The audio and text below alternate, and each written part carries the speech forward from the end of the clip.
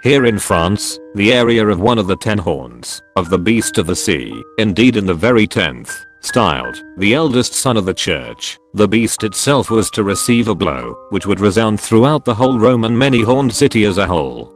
This blow would release a spirit of democracy, such as had been kindled millennia before at the Tower of Babel.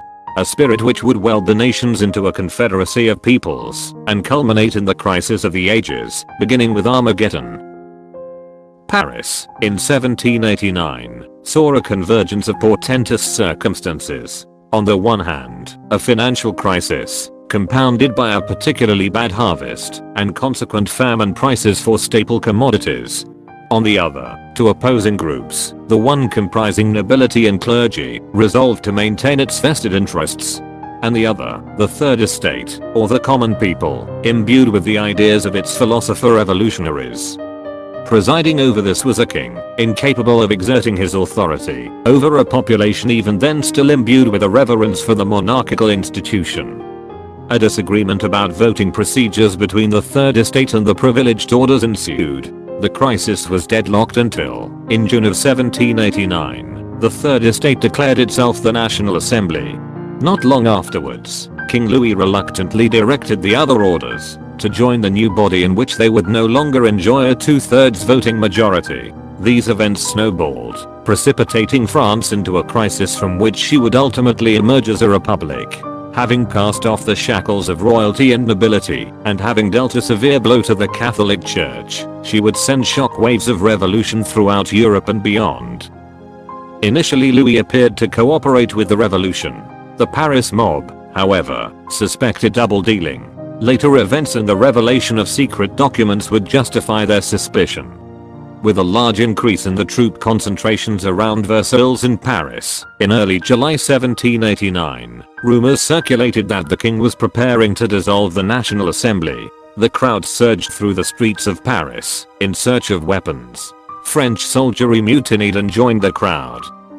On the 14th of July, the cry was, "To the Bastille." This ancient fortress prison, seen as a symbol of oppression, although it held only 7 prisoners at the time, was stormed and fell before the people.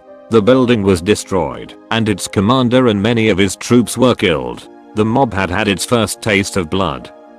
The original principles of reason and virtue had at the outset been subverted. Human nature had been freed to exercise the political concomitants of the supposed rights of man. The violence of Lamech, referred to in the playlist, From Creation to Babylon, would spread throughout the whole nation. The ensuing weeks saw a build-up of tension, during which the aristocrats were suspected of destroying the revolution, or plotting to do so.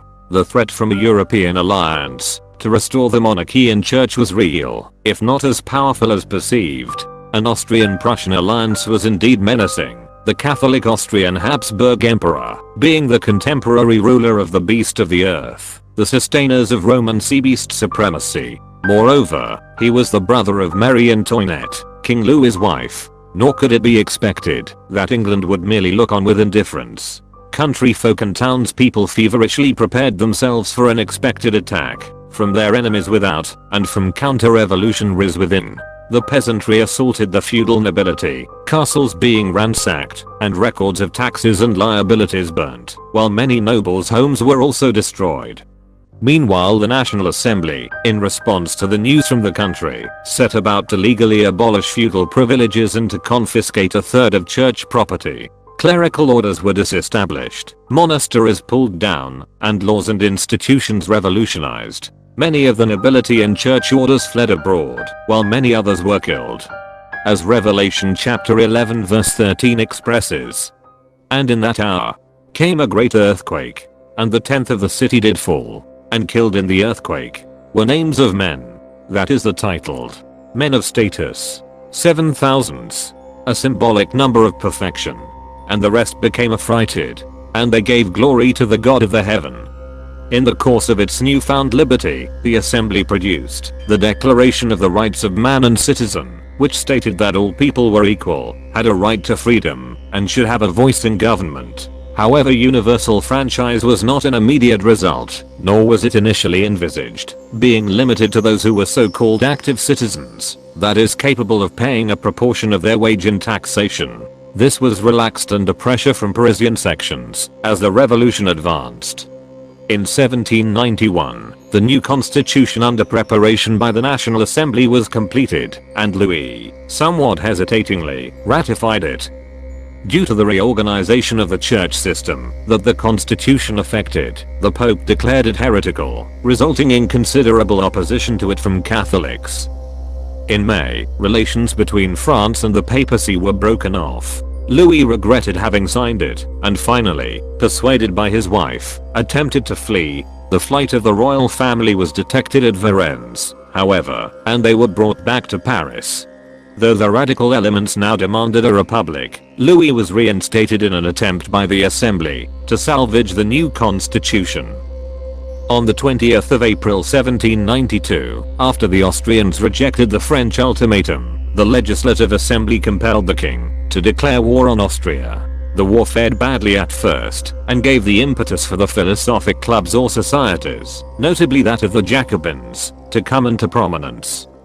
The Jacobins, a more extreme group who saw themselves as the directors of the revolution, virtually predetermined policy for the assembly by their nightly debates beforehand, and their issuing of political pamphlets.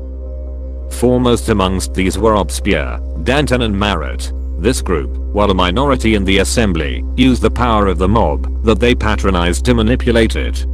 The military reverses also caused much public anger, which was directed against the king, who, suspected of complicity with the Austrians, was deposed and imprisoned. A new national convention was elected, and, on 22nd of September 1792, France was proclaimed a republic.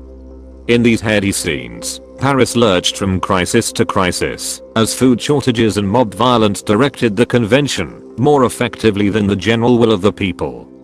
Then in the first year of the newly proclaimed state, the king was beheaded in January 1793. Nobility, clergy and suspected sympathizers fell under the blade of the dreaded guillotine. In turn, the convention itself broke into loose factions, each vying for political advantage. Marie Antoinette shared her husband's fate in October of that year, as what became known as the Reign of Terror spread first through Paris and then throughout the nation. The terror experienced by the enemies of the political witnesses at the revival of the latter corresponds with the great fear and fright prophesied for this epoch in Revelation chapter 11 verse 13. And the rest became affrighted. The oppressed had become the oppressors, with bloodlust and the maddening intoxication of revenge, threatening to reduce everything to anarchy. The various revolutionary factions vied among themselves, with the guillotine as the final conqueror, when at last Robespierre, the perceived architect of the ongoing revolution, fell victim himself to the guillotine on July 1794. A glutted and exhausted populace reacted against the mass killings. The reign of terror was over. Significantly, in the preceding months, during the development of the new state, another religion had replaced the old Roman superstition. Although many turned completely away to atheism, the convention, largely inspired by Robespierre, turned to an alternative theology, rather than an atheistic goodness of reason, who had at first been championed. The nation was directed to the somewhat more moderate worship of a supreme being, who was seen as responsible for nature and for the events of the revolution itself. In this was fulfilled the latter part of Revelation chapter 11 verse 13. And gave glory to the God of heaven. This acknowledgement, however, fell far short of that affectionate belief and worship inculcated by a true understanding and appreciation of the Bible. On May 7, 1974, Robespierre had announced, as the first article of a new decree, 15 points, the first two of which read: 1. The French people recognize the existence of the Supreme Being and the immortality of the soul. 2. They recognize that the worship worthy of the Supreme Being is the practice of the duties of man. The clauses repeated what was in essence the original lie of the serpent in Eden. It had found expression during the Enlightenment in the extolling of supposed human virtue and goodness, and now became encapsulated in law, leaving men still slaves to their nature and deceived into believing that man could create a society of virtue. The Bible student sees in these words, and in the democratic stirrings of the times, the same spirit which was manifested at the Tower of Babel, alluded to earlier. Here in France was a unity of men, forged out of a sense of supposed common dignity and self-imagined rights, and welded into a movement that overthrew religious institutions and presented itself as the shining achievement of human endeavor. In the aftermath of the Reign of Terror, events moved rapidly forward. The revolution had inflamed the baser instincts of man, despite the noble-sounding appeal of democracy, and the immediate backlash was a Paris of licentiousness and revelry. The convention was reformed into a directory, where for several years power seesawed between Jacobin and more royalist sympathies. The early idealism of the revolution being increasingly replaced by more bureaucratic institutions.